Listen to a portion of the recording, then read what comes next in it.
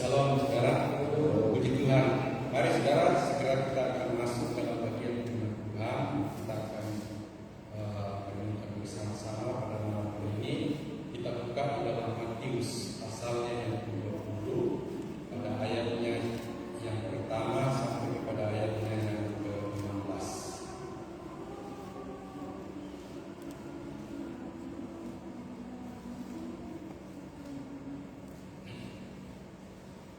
Ya, Matius pasalnya yang ke-20 pada ayatnya yang pertama sampai kepada ayatnya yang ke-16.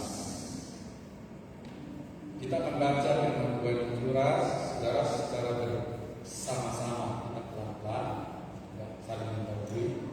Kita akan baca bersama-sama dengan Tuhan ini.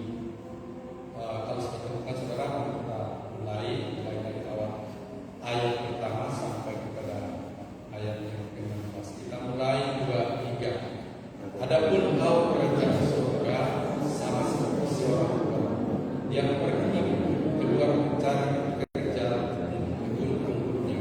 Setelah ia sepakat dengan pekerja-pekerja itu mengenai upah sedinar sehari, ia menyuruh mereka ke kebun anggurnya. Kira-kira pukul 9 pagi, ia keluar pula dan melihatnya ada orang-orang yang di pasar.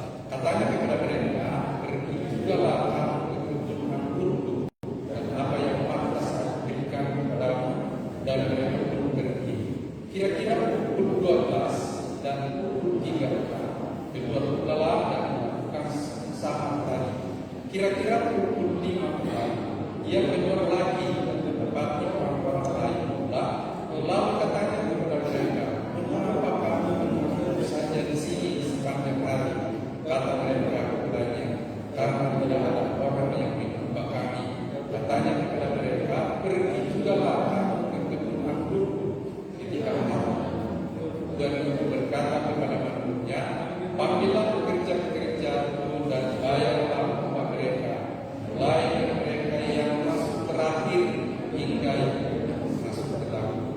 Maka datanglah mereka yang kira-kira pukul 5 dan mereka menerima masing-masing 1 dinar. Kemudian datanglah mereka yang masuk dahulu, sangkanya akan mendapat lebih banyak, tetapi mereka pun menerima masing-masing 1 dinar. Ketika mereka menerimanya, mereka bersungguh-sungguh kepada Tuhan itu. Katanya kepada mereka yang masuk terakhir ini hanya bekerja 1 jam. Dan engkau yang bekerja berat dan menanggung panas terik matahari. Tetapi Tuhan ini menjawab orang dari saudara, aku tidak berlaku tidak adil terhadap engkau. Bukankah kita telah sepakat sedinar sehari? Ambillah bagianmu dan pergilah. Aku mau memberikan kepada orang yang masuk terakhir ini sama seperti kepadamu. Tidakkah aku bebas menggunakan milikku menurut kehendak hatiku? Iri hatikah engkau karena aku murah hati? Demikianlah orang yang terakhir akan menjadi yang terdahulu, dan yang terdahulu akan menjadi yang terakhir. Amin. Tuhan. Saudara, setelah berlalu Tuhan, kalau dunia sekuler atau bicara tentang employer, perusahaan mana-mana, yang menentukan upah seseorang itu ya tergantung dari kemampuannya, tergantung dari skillnya, ya, saudara, tergantung dari latar belakang pendidikannya. Kalau misalnya dia SN, pegawai negeri, ya tergantung dari golongannya, itu menentukan upah besar upah yang dia terima. Kalau di TNI Polri itu tergantung dilihat dari pangkatnya, barang ya. Dan itu yang akan membeda-bedakan tentang upah mereka terima sesuai dengan kesepakatan atau sesuai dengan perjanjian yang telah ditentukan. Itu secara dunia sekuler. Saudara, nah, malam hari ini saudara kita melihat ada seorang perumpamaan, seorang tuan yang mempunyai ladang anggur, kebun anggur. Nah, saudara, tuan ini pergi mencari pekerja untuk bekerja di ladang.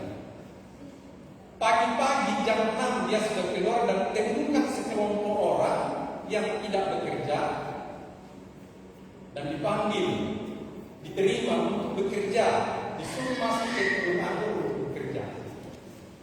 Nah, sudah yang pertama, ya, kelompok pertama itu saudara, dikatakan pada jam pagi-pagi, yang mungkin saudara katakan jam 6 juga, saudara, dia menemukan, dia mendapatkan sekelompok orang yang tidak bekerja dan menawarkan pekerjaan ini dengan perjanjian, saudara, dengan perjanjian 1 hari 1 dinar. Nah, setelah kelompok pertama ini sudah masuk bekerja, dia jalan lagi. Dikatakan saudara sekitar pukul 9 itu dia jalan lagi dan menemukan kelompok yang kedua dan ditawarin, pergi ke kebun saya bekerja, nanti saya bayar kamu sesuai dengan apa yang aku berikan kepada kamu. Berikut saudara, jam 12, ini jam 12 orang sudah istirahat sekarang. Jam 12 tuan ini keluar lagi dan menemukan kelompok orang yang tidak kerja dan diberikan pekerja, langsung disuruh ke kebun anggur bekerja. Kemudian saudara yang keempat, kelompok yang keempat, sudah jam 3 tuan ini masih jalan cari bekerja dan dia menemukan sekelompok orang yang tidak bekerja. Disuruh juga masuk ke kebunnya dan orang-orang itu bekerja bersama-sama.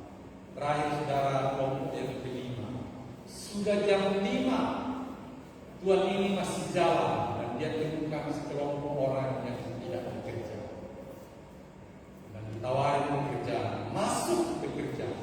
Ditanyakan saudara, kalau kita pembacaan kita tadi dikatakan, ditanyakan kepada mereka, kenapa kalian tidak bekerja? Kenapa kalian duduk-duduk saja? Kelompok yang kelima ini saudara. Dan Tuhan ini katakan, pergi ke kebun. Dia pergi ke kebun anggurnya dan juga dia bekerja bersama-sama dengan kelompok yang lain. Saudara, pada malam hari saatnya mereka dibayar upahnya, Tuhan ini katakan kepada hamba-Nya, bayar upah mereka. Ya, dan konteks itu sudah bagus. Bayar upah mereka. Dan mereka datang masing-masing untuk menerima upah. Saudara, ada hal yang menarik, saudara, yang kita lihat dari perumpamaan ini. Bukan yang pertama yang bekerja 12 jam yang dibayar duluan. Bukan yang bekerja 9 jam. Bukan yang bekerja 6 jam. Bukan yang bekerja 3 jam, itu kelompok yang keempat. Tapi justru saudara, pembayaran yang pertama diberikan kepada kelompok yang kelima, yang hanya bekerja 1 jam.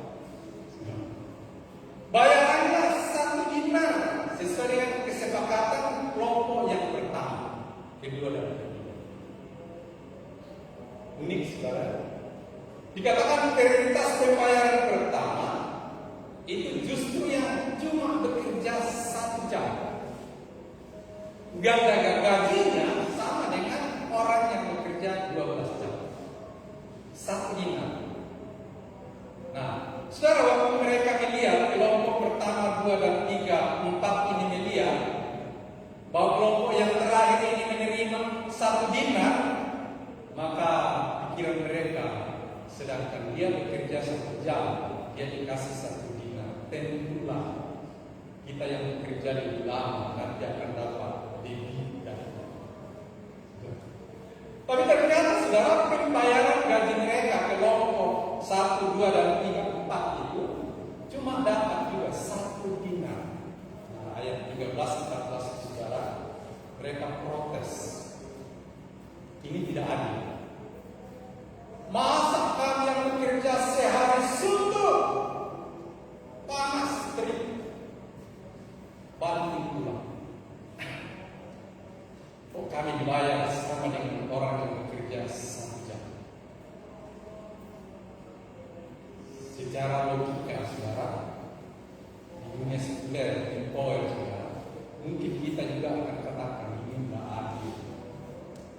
Masa sih orang bekerja 12 jam dibayar sama dengan orang yang bekerja 1 jam?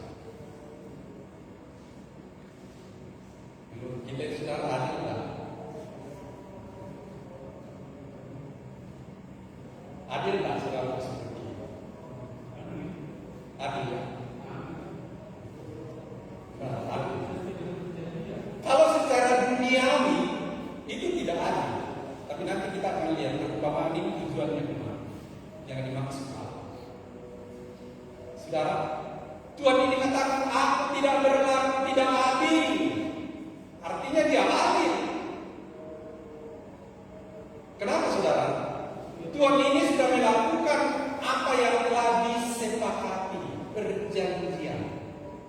Nah, kita juga kan begitu saudara, kalau kita bekerja itu, kita dibayar, upah kita itu dibayar sesuai dengan perjanjian.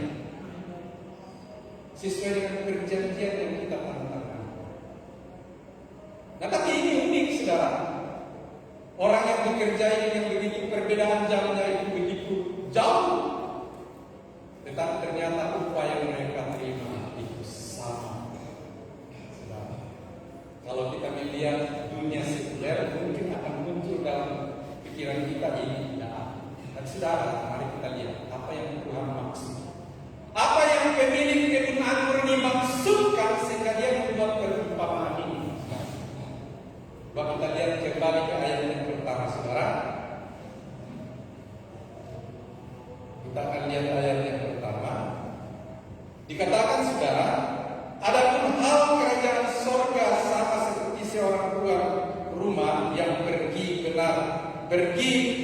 keluar mencari kerja-kerja untuk kebun anggur. Saudara, perhatikan ada kata-kata kerajaan surga. Berarti saudara, tuan tanah, tuan yang punya kebun ini bukan bicara tentang pekerjaan manpower seperti di dunia ini. Tidak bicara tentang orang bekerja sama seperti biasa kerja harian dan lain sebagainya. Tapi dia bicara tentang kerajaan surga. Artinya saudara, upah yang Tuhan siapkan kepada kita umat manusia tidak ditentukan. Indikatornya itu bukan berapa lama kita jadi Kristen. Saudara, kita tak berpikir karena saya sudah lama di rumah berarti upah saya nanti besar.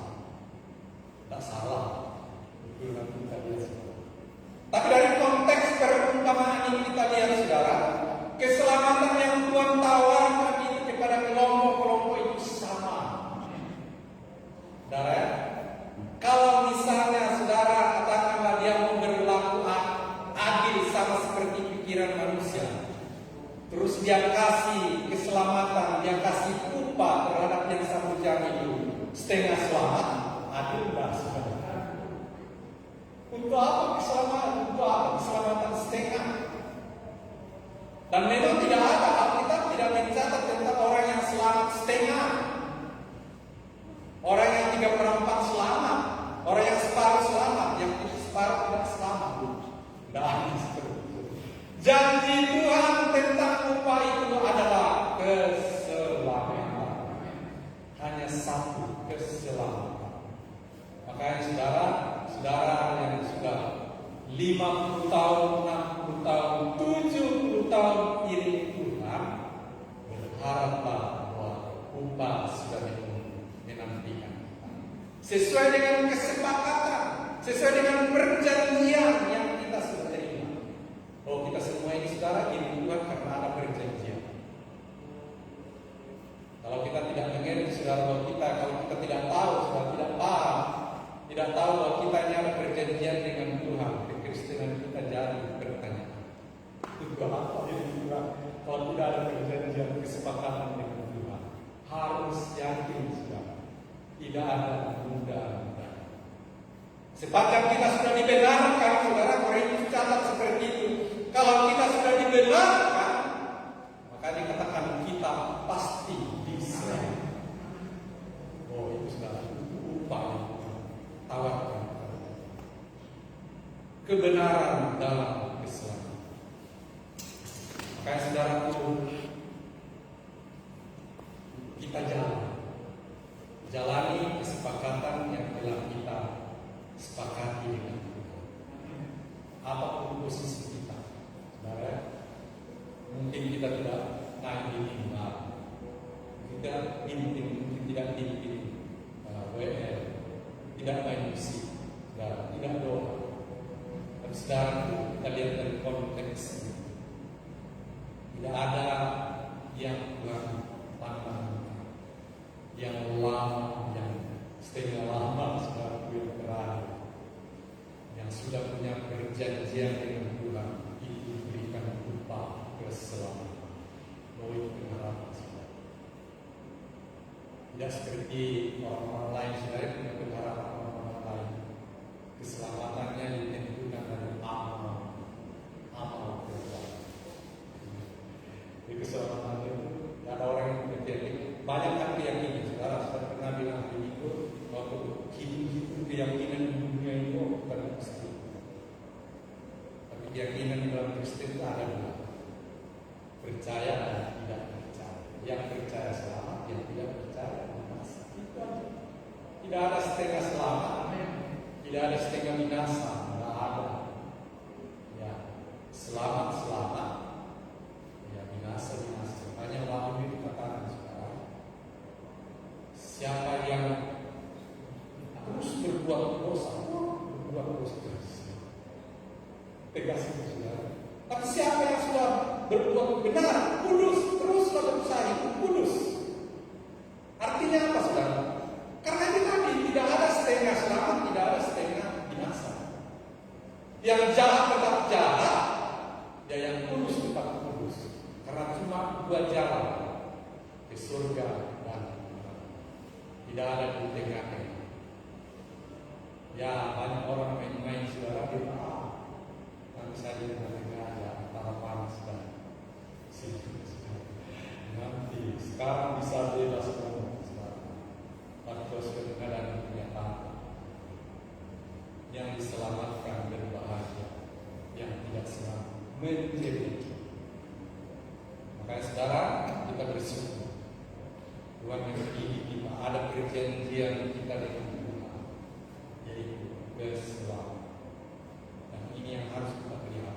Rasul itu bicara sebagai saksi. Dia katakan saudara, aku telah menyelesaikan pertandingan dengan baik. Yang kedua, memelihara iman. Kemudian saudara keyakinan mahkota sudah tersedia. Saudara, ini keyakinan yang ada perjanjian ini. Kan banyak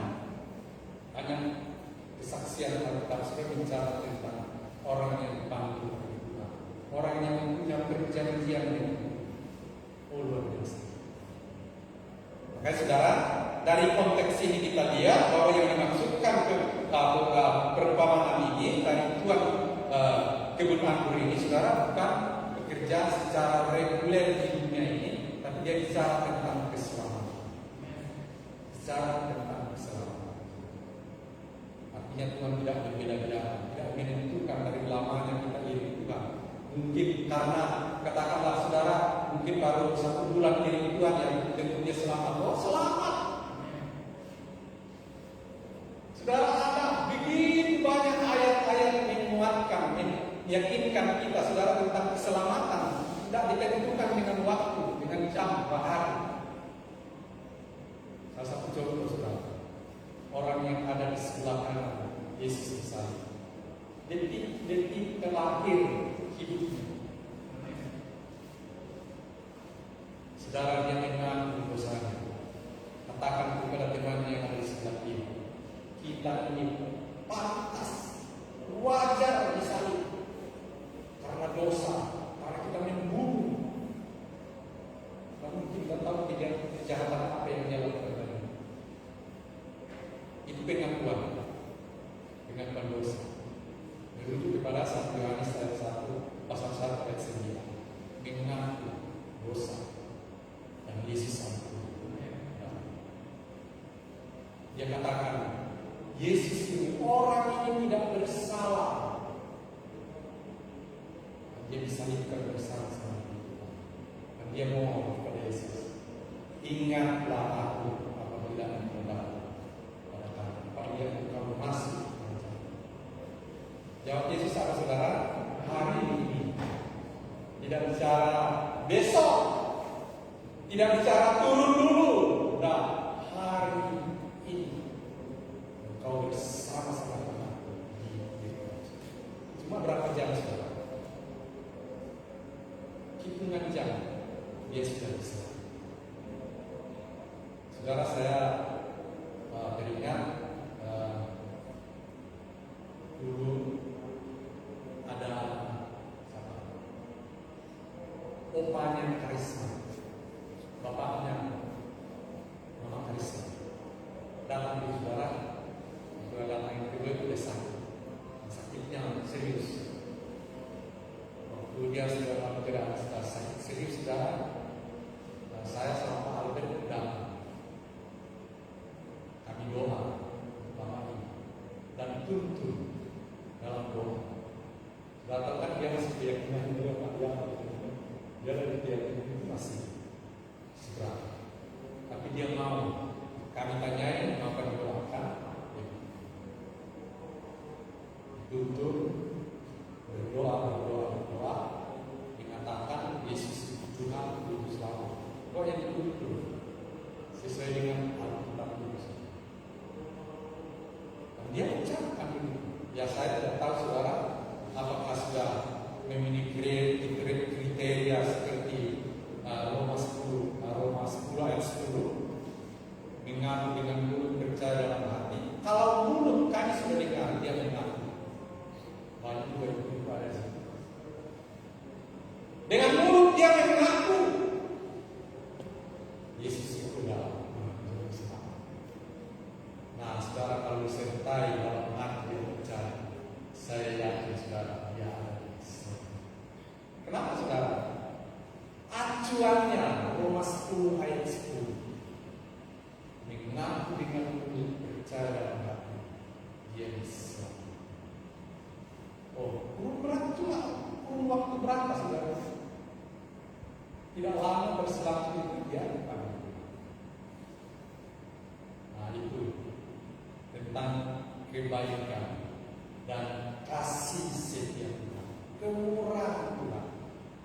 Dia katakan dalam nats bacaan kita tadi, dikatakan dia bukan tidak adil, tapi autoritasnya dia berkuasa untuk menyelamatkan, memberikan kepada siapa yang dia mau berikan, tentang keselamatan. Nah, ini Tuhan kita semua luar biasa. Jadi tidak ada sesuatu yang bisa kita khawatirkan. Sekalipun sekarang ini banyak perdebatan, saudara ya, banyak ajaran-ajaran, saudara. Bahkan kita lihat sekarang ada hamba Tuhan sama hamba Tuhan bertengkar. Ya, salah satunya pernah saya lihat itu hamba Tuhan sama hamba Tuhan bertengkar mengenai apakah Yudas selamat atau binasa. Jadi orang-orang sebelah itu nonton gimana orang Kristen. Ya, yang sebelah itu berkeyakinan kokoh bahwa Yudas itu selamat karena dia pelaku. Membuat. Yang lain katakan, kenapa Yesus katakan ada baiknya orang itu tidak dilakukan. Nah, saudara, gimana menurut kita? Di pihak mana kita berada? Ada yang anggap bahwa Yudas itu pelaku perbuatan. Ada yang begitu, saudara. Mas itu orang yang makan roti dengan kunyit. Itu bicara tentang orang yang mengkhianati.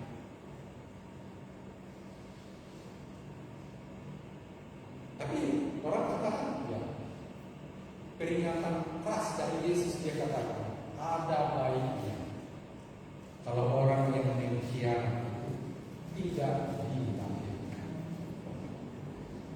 Nah, saudara, kita berangkat ke situ. Saudara, saya mengajak kita untuk melihat, karena topik kita malam hari ini yaitu bicara tentang upah. Kita sudah melihat dari upah 5 kelompok ini, saudara, Tuhan perlakukan secara adil, saudara, sesuai dengan kesepakatan perjanjian. 1 dinar satu hati.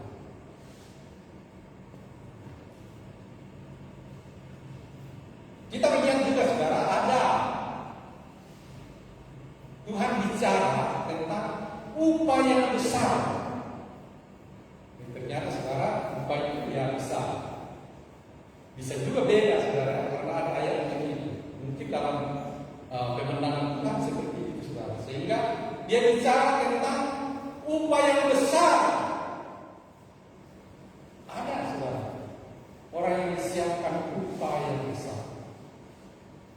Bahkan ada orang-orang yang sudah dicatat dalam wahyu, jumlah yang sudah ditentukan. Kenapa saudara? Karena mereka telah memelihara hidup besar, tidak mencemarkan dunia.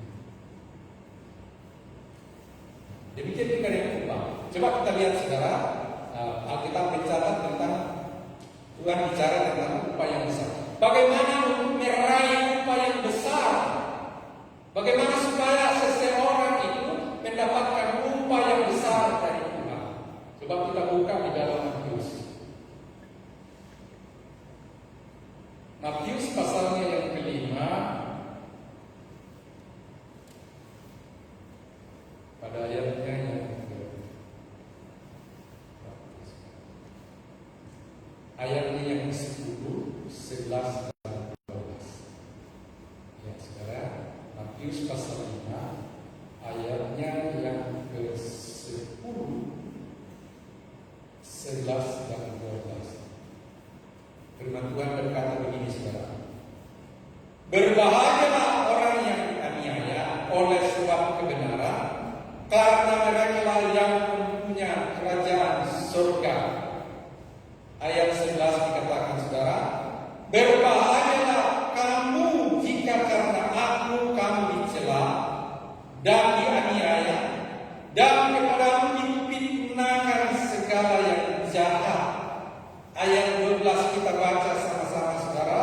2, 3. Bersukacitalah dan bergembira, karena upah besar di surga. Sebab demikian juga aniaya nabi-nabi Yesus. Amin. Upah besar di surga. Makanya kita lihat saudara, ada orang-orang yang berdiri teguh dalam penganiayaan karena dia tahu upah menanti itu besar. Kadang kita melihat secara pintas saudara, kalau kita lihat sekarang ini seperti di Nigeria,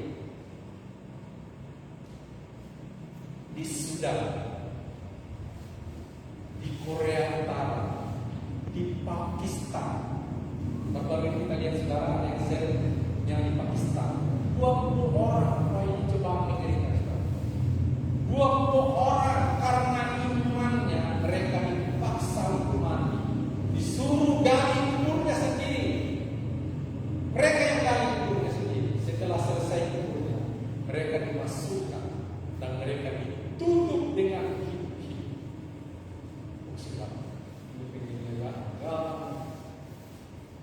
luar biasa mengerikan. Setelah mereka ditutup segala, ya orang pikir selesai, habis orang Kristen desa itu kampung. Ternyata saudara malam malaikat Tuhan buka keluar dan ada 12 orang yang keluar yang lama. Karena kita berpikir sekarang gimana pembelaan Tuhan itu.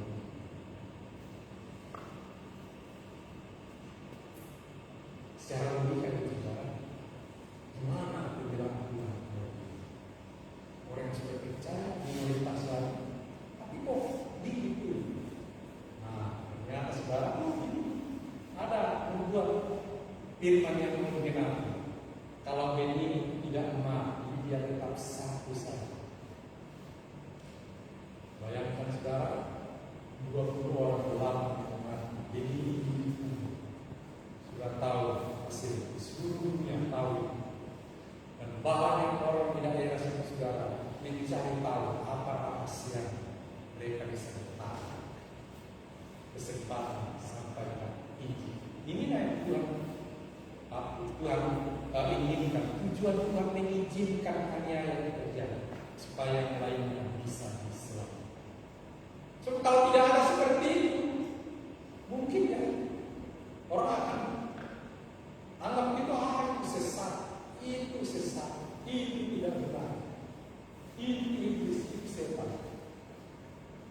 Tapi kalau kuasa Tuhan menyatakan seperti itu, mereka yang percaya kesaksian Injil kebenaran itu diselamatkan. Ada ayat yang mengatakan, orang yang sudah mendengar dan melihat tentang Injil tetapi mereka tetap tertutup, itu kebinasaan bagi mereka. Nah, kalau sudah dengar, sudah lihat, tetap juga tidak percaya, malah diperdebatkan, dikatakan itu tanda kebinasaan bagi mereka.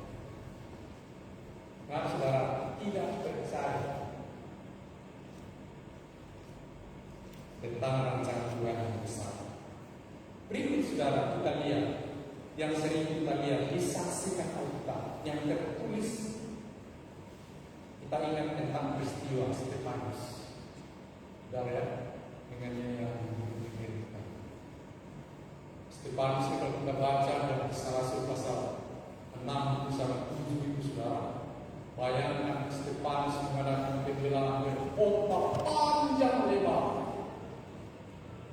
Stefanus bicara tentang Abraham, Musa, tapi orang-orang ahli Taurat itu imam-imam malah menggertakkan, sangat jengkel, benci.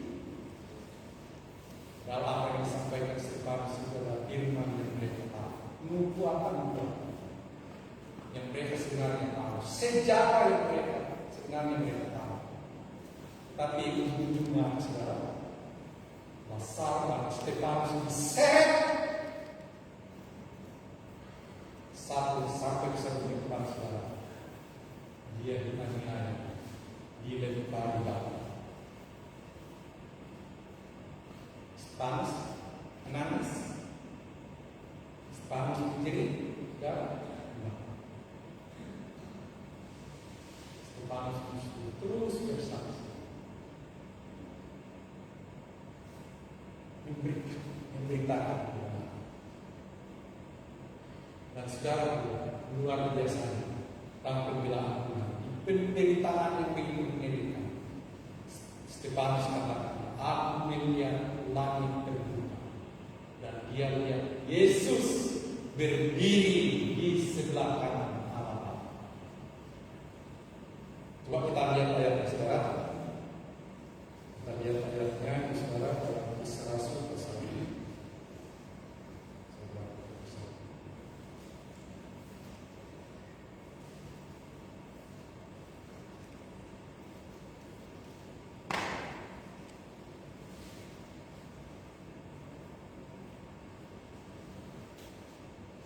Kisah Rasul pasal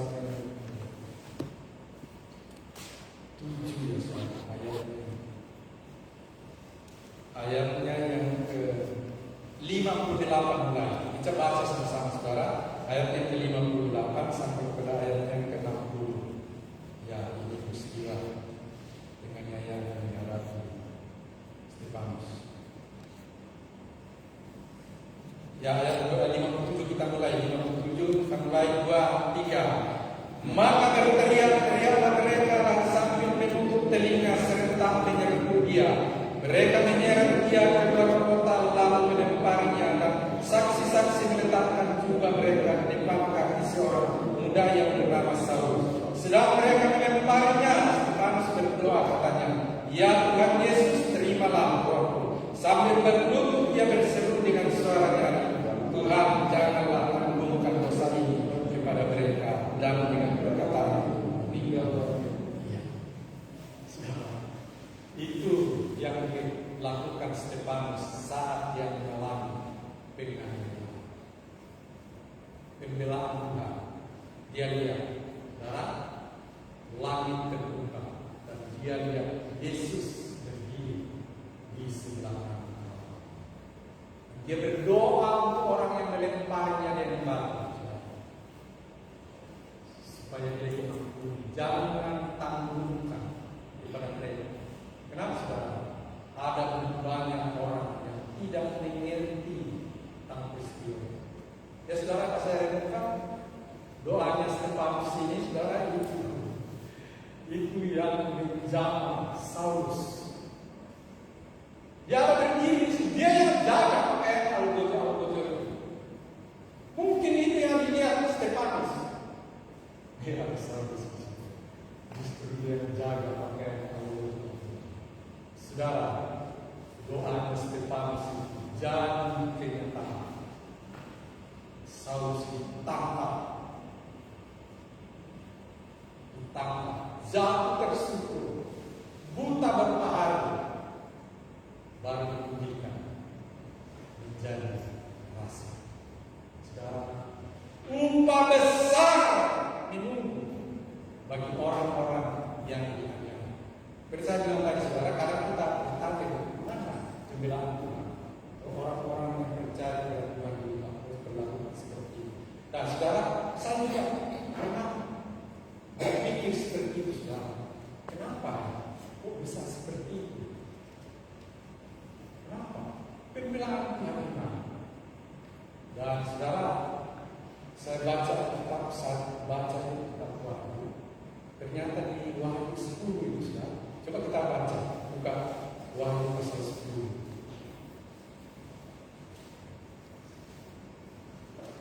Wahyu 13. Wahyu pasal 13.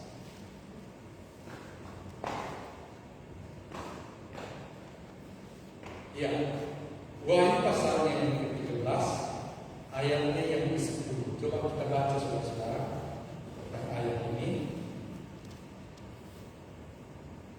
Mulai ayat 9, ya 9 dan 10 kita baca sama-sama. Kalau sudah menemukan saudara, kita baca sama-sama. Wahyu 13 ayat 9 dan 10 kita mulai 2, 3. Barang siapa bertelinga, hendaklah dia mendengar. Barang siapa ditentukan untuk ditawan, ia akan ditawan. Barang siapa ditentukan untuk dibunuh dengan pedang, ia akan dibunuh dengan pedang. Yang penting di sini ialah ketabahan dan iman orang-orang kudus. Artinya saudara, penganiayaan kalau Tuhan izinkan itu bukan Tuhan biarkan. Karena memang Tuhan izinkan ada orang-orang yang sudah ditentukan untuk ditawan, dibunuh. Ya seperti yang sedang kita saksikan sekarang. Dan dalam kitab Wahyu juga katakan, saudara, dikatakan orang-orang yang dibunuh karena kesaksiannya seperti ini, setelah cukup jumlahnya itu Yesus datang. Yesus akan datang mengadakan pembalasan. Itu doa orang-orang kudus yang ada di bawah Islam surga. Dia berseru, kapan pembalasan itu terjadi? Dan dikatakan sudah tunggu jumlahnya cukup. Orang-orang yang dianiaya. Dan kalau jumlahnya sudah cukup, baru pembalasan itu terjadi. Kalau sekarang kita lihat pembalasan Tuhan dari materai